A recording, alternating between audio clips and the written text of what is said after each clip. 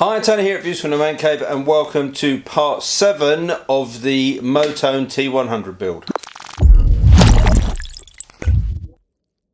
So in this episode I'm going to concentrate on the fitting of the Motone cutaway front sprocket cover. This part is going to get rid of another big piece of silver on the side of the bike and just give it that more cut back, pared down look. And whilst we're here I thought I'd cover off some of the bits that are coming up in future episodes, but let's crack on with this and get this bit out of the way first. I'll show you what we get in here. Fitting kit and the sprocket cover itself, which is a lovely piece, and you can see what a difference that's going to make when we get this onto the bike. We've just got to initially undo these 8mm bolts and we can get that cover off.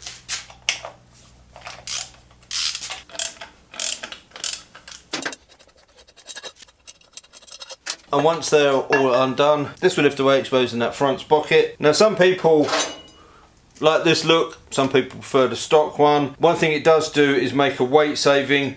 This is, although a beautifully cast piece of aluminium, is pretty heavy. This is a big weight saving, which on a bike like this is always going to help. It is just a simple case of replacing the bolts, and as you can see you've got an Allen head bolt with a spacer that goes behind it.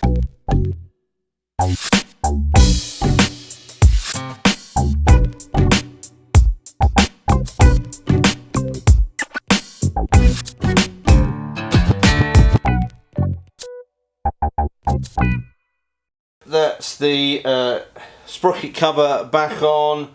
Loses that big chunk of silver. I like the look of these. I quite like that exposed chain. This is obviously not going to be a daily ridden bike, so I'm not too concerned about the shit and grime that can go in there. I think it is a nice looking piece. You've got the 4 bolts with the spacers that replace the stock ones.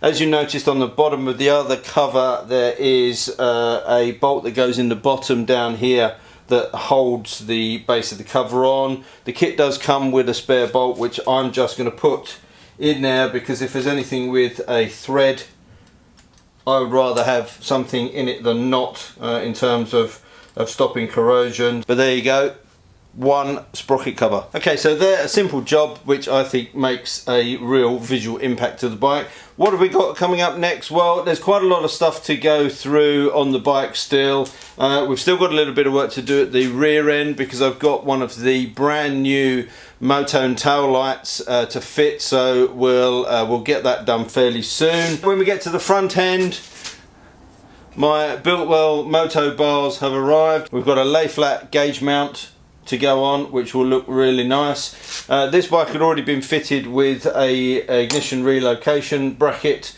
down here. The new lay flat gauge has got a section for you to mount the ignition up in the center here, so we'll cover that off. We're going to relocate the rectifier onto the frame here. We've got headlight bars, indicators, a whole host of stuff to go through there, but there is also going to be one other big major visual change, and that change is going to be the tank. The stock Bonneville tank is going to be replaced by one of the hand-formed Motone aluminium tanks.